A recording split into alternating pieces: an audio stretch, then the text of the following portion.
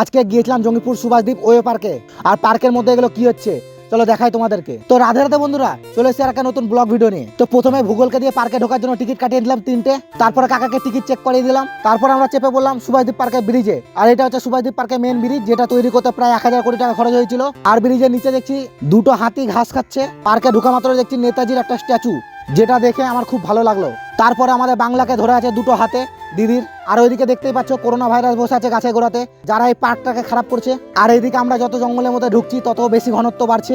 আর পার্কের মধ্যে সব থেকে ভালো জিনিস হচ্ছে এই স্ট্যাচু। এইদিকেও জঙ্গলের মধ্যে একটা করোনা ভাইরাসের জোড়া বসে আছে, আর ওইদিকে দুটো করোনা ভাইরাস হেঁটে যাচ্ছে। আর এইদিকে আমাদের ক্যামেরা দেখে একটা ভাইরাস জঙ্গলের মধ্যে পালিয়ে গেল।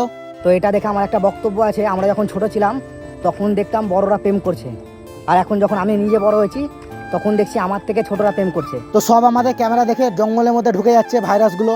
আর এইদিকে সব ভাইরাসকে দেখে আমারও নিজেকে একটা গান করতে ইচ্ছা করলো। তারপর একটা দাদার কাছ থেকে গিটার নিয়ে আমি একটা ছবি তুলে নিলাম। আর এইদিকে পার্কটাকে এই নিব্বিরাই ওয়ো পার্ক বানিয়ে ছেড়ে দিয়েছে। এখন যারা ফ্যামিলি নিয়ে এই পার্কে ঘুরতে আসো তারাকে বলো ভাই এসো না ঘুরতে তোমরা ফ্যামিলি নিয়ে, নইলে লজ্জায় পড়ে যাবে। আর পার্কের মধ্যে সবাই জোড়া জোড়া ঘুরলেও এই দুটো শক্ত লন্ডা সিঙ্গেল, কারণ দুজনে একসাথে বসে দোলনা খাচ্ছে। একবার ওদের মুখ থেকে ডায়লগটা শুনে নাও, ওরা কি বলতে চাইছে সিঙ্গেল হওয়ার জ্বালা। তো আজকে ভিডিও এখানে শেষ করছি। ভিডিও ভালো লাগলে লাইক কমেন্ট শেয়ার করে দেবো। দেখাবো অন্য একটা ভিডিও। টাটা। কন্টিনিউ আমরা ডিস্টার্ব করবো না।